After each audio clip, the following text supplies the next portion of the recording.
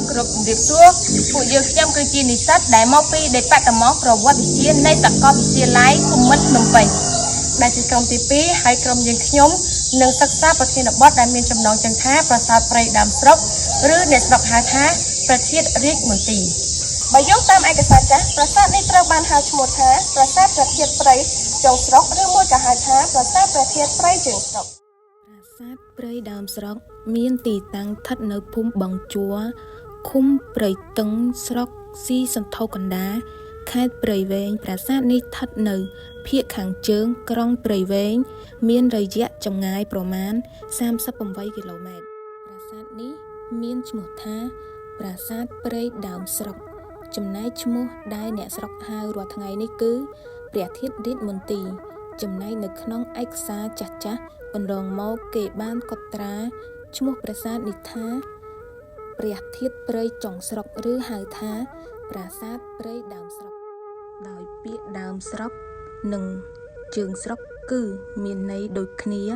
បានជាពេលខ្លះមានហៅថាប្រាសាទព្រៃចុងស្រុកឬប្រាសាទព្រៃដើមស្រុកដូចជាលោកលុយនែដុល្លារចុងឈៀក៏បានហៅថាព្រៃចុងស្រុកផងដែរប្រាសាទព្រៃដើមស្រុកចាប់ផ្ដើមមានការសិក្សាស្រាវជ្រាវដំបូងនៅរវាងចុងសតវត្សទី19និងដើមសតវត្សទី20អំឡុងក្នុងការស្រាវជ្រាវបារាំងបានចុះបញ្ជីក្នុងការស្រាវជ្រាវប្រាសាទនានាក្នុងប្រទេសកម្ពុជាក្នុងការចុះស្រាវជ្រាវសំខាន់ៗព្រមទាំងមានការបោះពុម្ពផ្សព្វផ្សាយអំពីប្រាសាទព្រៃដើមស្រុកក្នុងនោះមានដូចជាលោកអង្គហ្វីប៉ាម៉ុងឈៀគាត់បានសិក្សារចនាសម្ព័ន្ធនិងក្បាច់លម្អលម្អិតជាងគេហើយគាត់បានហៅទីនោះថាប្រាសាទព្រៃចុងស្រុកដោយលោកលុយនែដុល្លារចុងឈៀដែរចំណែកលោករ៉ូប៊ែដាឡេរកឃើញជើងទម្រមានចរិកអក្សរនិងលោកសូដេសសិក្សាសិលាចារឹកកាម761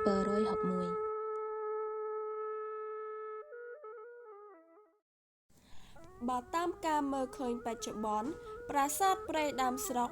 គឺជាសំណង់ទោលគឺមានន័យថាជាសំណង់តែមួយដែលសង់ឡើងពីឥដ្ឋស្ថិតនៅលើទីទួលមួយដែលគេបានលើកជា4ជ្រុងមានរាងជាការ៉េដែលមានទំហំប្រមាណ100ម៉ែត្រប្រាសាទមានទំហំ 4.4 ម៉ែត្រស្មើគ្នានៅគ្រប់ជ្រុងប្រាសាទព្រៃដើមស្រុកមានទ្វារចូលបែរទៅទិសខាងកើតចំណែកនៅទិសខាងលិចខាងជើងនិងខាងត្បូងគឺជាទ្វារបញ្ឆោតបើយោងទៅតាមការរៀបរាប់របស់លោកឡាយ៉ុងខ្យេព្រមទាំងរូបថតចាស់ៗរបស់សាលាចុងបូព៌ាប្រទេសដែលបានថតនៅក្នុងខែមិនិនាឆ្នាំ1933រួមទាំងប្លង់បាតដែលគូសដោយលោកប៉ាម៉ង់ឈៀដែលបានបោះពុម្ពនៅឆ្នាំ1935បានបញ្ជាក់ឲ្យឃើញផងដែរថានៅខាងច្រកចូលខាងកើតមានតម្រៀបជាជញ្ជាំងឥដ្ឋឆ្ពោះទៅមុខទិសខាងកើតមានប្រមាណ 4.8 ម៉ែត្រចំណែកការបន្ថែមជញ្ជាំងជាយ៉លយមកមុខគេធ្លាប់បានជួបប្រទះច្រើននៅក្នុងដើមរជ្ជកាលព្រះបាទសូរ្យវរ្ម័នទី1ស្ថិតនៅដើមសតវត្សទី11នៅក្នុងនេះដែរខ្ញុំសូមលើកយកប្រាសាទមួយចំនួនដែលមានការធ្វើជញ្ជាំងដូចគ្នាគឺប្រាសាទរបងរមៀស្ថិតនៅខេត្តកំពង់ធំបានសាងសង់ឡើងនៅគ្រិស្តសក1000ក្នុងរជ្ជកាលព្រះបាទប្រាសាទនេះត្រូវបានកសាងឡើងនៅក្នុងរជ្ជកាលព្រះបាទសូរ្យវរ្ម័នទី1ស្ថិតនៅគ្រិស្តសក1000ជាពេលដែលព្រះអង្គមិនទាន់បានឡើងសោយរាជ្យនៅទីក្រុងអង្គរក្រៅពីប្រាសាទរបងរមាសយើងក៏មាននៅប្រាសាទស្រីគ្រប់លក្ខណ៍ដែលស្ថិតនៅក្នុងតំបន់ប្រាសាទសម្បូរព្រៃគុកដែលមានចម្ងាយ100ម៉ែត្រពីប្រាសាទរបងរមាសដែលមានលក្ខណៈមានការធ្វើយ៉លយមកខាងមុខដូចជាមួយនឹងប្រាសាទរបងរមាសផងដែរ ប៉ុន្តែសពថ្ងៃនេះបើសិនជាយើងទៅដល់ទីតាំងប្រាសាទផ្ទាល់ពិតណាស់ថាយើងមិនអាចមើលឃើញតួឥដ្ឋនៅអមសងខាងទ្វារចូលនេះទៀតបានទេព្រោះវាមិនបានបន្សល់ស្លាកស្នាមហើយក៏បានបាក់បែកអស់ព្រមទាំងមានការចាក់ដីបន្ថែមលើកជា4ជ្រុងដែលធ្វើឲ្យស្នាមជញ្ជាំងបានកប់នៅក្រោមបាត់ទៅហើយប្រាសាទព្រៃដាំស្រុកក្នុងពេលបច្ចុប្បន្នស្ថិតនៅក្នុងស្ថានភាពមិនសូវជាល្អប្រសើរប៉ុន្មានឡើយផ្នែកដំបូលនៃប្រាសាទត្រូវបានបាក់បែកទាំងស្រុងរីឯនៅផ្នែកខាងលិចវិញជញ្ជាំងក៏បានញែកដាច់ចេញពីគ្នាជាពីរផងដែរក្រឡេកមកមើលផ្នែកខាងកើតនិងខាងជើងត្រូវបានហ៊ុំព័ទ្ធដោយដើមជ្រៃក្រឹមស្ទើរទាំងស្រុងទៅហើយគួរបញ្ជាក់ផងដែរថាដើមជ្រៃក្រឹមនេះមានអាយុជាង100ឆ្នាំមុនរួចមកហើយបើយោងតាមអត្ថបទរបស់លោកឡាយ៉ុងខ្យេនៅក្នុងឆ្នាំ1902នៅពេលបច្ចុប្បន្ននេះផងដែរដើមជ្រៃក្រឹមមានការកាប់មែកអស់ជាច្រើនដើម្បីមិនឲ្យមានទម្ងន់ធ្ងន់ពេកលើប្រាសាទប៉ុន្តែគួរឲ្យសោកស្ដាយផងដែរដែលជញ្ជាំងផ្នែកខាងលិចមិនមានការជួសជុលឡើងវិញគឺស្ថិតនៅក្នុងស្ថានភាពញែកចេញពីគ្នាដដែលចំពោះការតម្កល់ទេពនៅក្នុងគល់គ្រឹះប្រាសាទយើងមិនអាចដឹងច្បាស់ថាតម្កល់ទេពអង្គណាមួយច្បាស់នៅឡើយព្រោះសិលាចារឹកដែលបានរកឃើញនៅប្រាសាទនេះបានរលុបអក្សរមួយចំនួនដែលនាំឲ្យព័ត៌មានបានបាត់បង់នៅក្នុងនេះផងដែរខ្ញុំសូមលើកយកបដិមាមួយចំនួនដែលគេបានដាក់នៅក្នុងគល់គ្រឹះប្រាសាទដើម្បីធ្វើការគោរពបូជាដោយរួមមានបដិមាព្រះបាទជ័យវរ្ម័នទី7បដិមាព្រះគោនិងបដិមាផ្សេងមួយចំនួនទៀតសូមបញ្ជាក់ផងដែរថាប្រាសាទនេះមានគូទឹក4ព័ទ្ធជុំវិញដែលនៅពីខាងមុខត្រូវបានស្ដារឲ្យមានលក្ខណៈកាន់តែជ្រៅជាងមុនចំណែកឯនៅពីខាងក្រោយគឺនៅមានលក្ខណៈធម្មជាតិគឺនៅមានលក្ខណៈរៈដដែល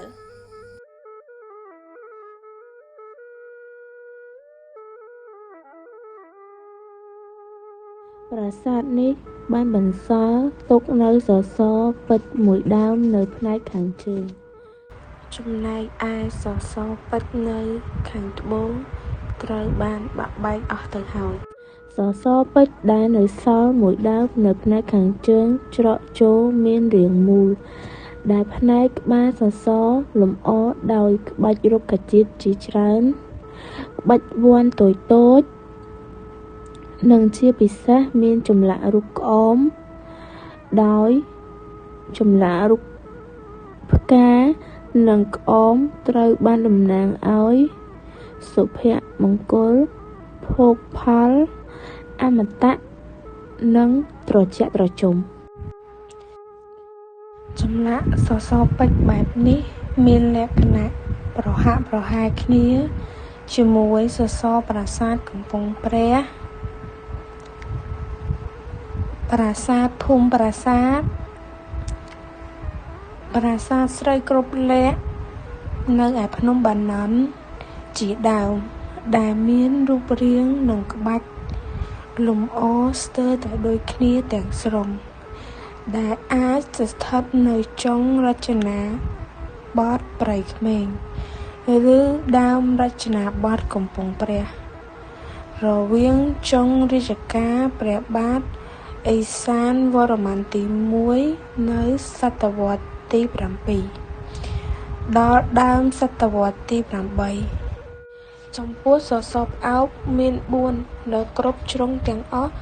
នៃផ្នែកប្រាសាទសសរផ្អោកនេះក្នុងរចនាបថបែបនេះផងដែរគេនិយមសាងនៅសម័យមុនអង្គរនិងដើមសម័យអង្គរ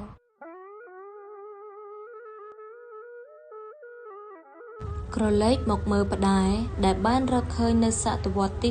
19បានបង្ហាញឲ្យឃើញអំពីចម្លាក់ព្រះវិស្ណុគង់នៅលើគ្រុឌដែលមានអមសងខាងដោយចម្លាក់គ្រុឌតូចបូករួមជាមួយចង្វាយក្បាច់អង្គរក៏មានរំលេចដោយគ្រុឌផងដែរផ្តែរនេះស្ថិតនៅក្នុងចុងរចនាបថព្រៃក្មេងដើមរចនាបថកំពង់ព្រះ ចំណែកផ្តែរនៅច្រកចូលប្រាសាទបច្ចុប្បន្នគឺមិនទាន់បានសាងសង់រួចនៅឡើយទេនៅក្នុងការរកឃើញផ្តែរនេះផងដែរបានបង្ហាញថាប្រាសាទនេះអាចកសាងនៅសតវត្សទី10ឬសតវត្សទី11ដែលស្ថិតនៅក្នុងរជ្ជកាលព្រះបាទស្រីជ័យវរ្ម័នទី5ឬព្រះបាទស្រីសូរ្យវរ្ម័នទី1ផ្តែរនេះធ្វើឲ្យយើងពិបាកបញ្យល់បន្តិចពីព្រោះមិនមានចម្លាក់ច្បាស់លាស់នោះទេយើងអាចបានត្រឹមសន្និដ្ឋានដោយការមើលឃើញជាក់ស្ដែងនិងយកទៅប្រៀបជាមួយផ្តែរខាងលើនេះតែប៉ុណ្ណោះផ្តែរនេះបានបន្សល់ស្លាកស្នាមនៅសងខាងអាចជារាងក្បាលនាគចំណែកឯនៅផ្នែកកណ្ដាលប្រហែលជាចម្លាក់ទេពណាមួយនិងយានជំនិះដែលទេពគង់នៅពីលើ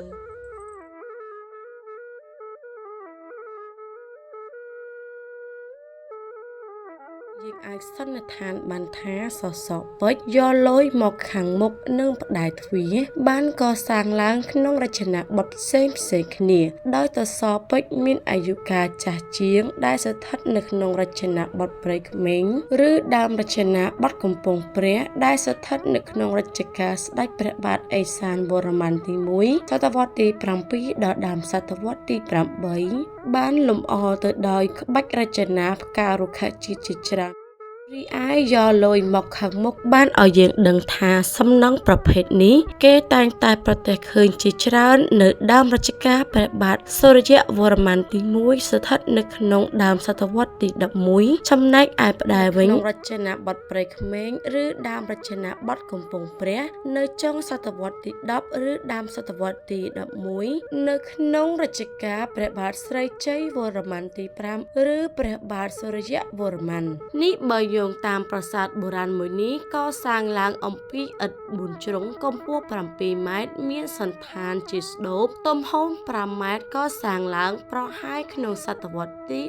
17ក្នុងរជ្ជកាលព្រះបាទជ័យជេដ្ឋាទី4បើយោងតាមលោកតំពងវង្សាដែលជាប្រធានមន្ទីរទេសចរខេត្តព្រះវែងបានប្រាប់ឲ្យដឹងថាលោកបានដឹងពីដំណើររៀងមកពីចាស់ព្រឹទ្ធាចារ្យនៅក្នុងតំបន់នោះហើយយោងតាមសិលាចារឹកកាល761បានរកឃើញដោយលោក Robert Dalit ដែលជាបុរាណវិទូជនជាតិបារាំងនៅក្នុងទសវត្សរ៍ឆ្នាំ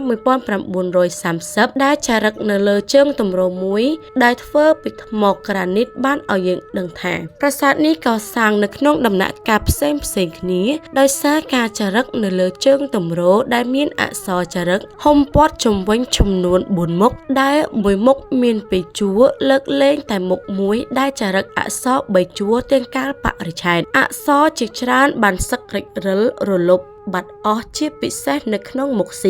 នៅមុខ A មានចារឹកប្រាប់ពីកាលបរិច្ឆេទមហាសករាជ555ត្រូវនឹងគ្រិស្តសករាជ633ស្ថិតនៅចុងរជ្ជកាលព្រះបាទស្រីឦសានវរ្ម័នគ្រិស្តសករាជ616ដល់637ប៉ុន្តែអក្សរជួបបន្តទៀតគេបានចារឹកជាអក្សរសម័យអង្គរទៅវិញខ្លឹមសារដែលនៅសល់បានបង្ហាញថាការចារឹកដែលមានបញ្ជាក់អំពីព្រំប្រទល់ច្បាស់លាស់របស់ព្រាហ្មណ៍ឈ្មោះស្រីធោស្វាមីជាមួយនឹងស្រះណាហារ៉ាហើយពាក្យផ្សេងទៀតជាការដាក់បណ្ដាសាដល់ជនពីលរងទុក្ខក្នុងនរកចាប់ផ្ដើមពីរាជាដរាបណាព្រះអាទិត្យនិងព្រះច័ន្ទដល់អវសាននៃកល្យាណជាក់ស្ដែងបើយោងតាមរូបភាពប្រាសាទក្បាច់លម្អរូបកូនប្រាសាទចម្លងសុំទ្វារបានបង្ហាញឲ្យយើងដឹងផងដែរថាប្រាសាទនេះស្ថិតនៅក្នុងរចនាបថព្រៃក្មេងដើមរចនាបថកំពង់ព្រះជារួមមកប្រាសាទព្រៃដើមស្រុកអាចកសាងឡើងនៅក្នុងសតវត្សទី7ហើយបានកសាងបន្ថែមខ្លះទៀតនៅក្នុងសតវត្សទី10ដើមសតវត្សទី11ដូចនេះហើយប្រាសាទនេះទំនងជាកសាងឡើងដោយស្ដេចជាច្រើនអង្គបើយោងទៅតាមសំណង់នៅលើប្រាសាទនិងការចារឹកនៅលើជើងទម្រមុខ4ដែលមានអក្សរផ្សេងគ្នាជាពិសេសអក្សរនៅក្នុងសម័យអង្គរ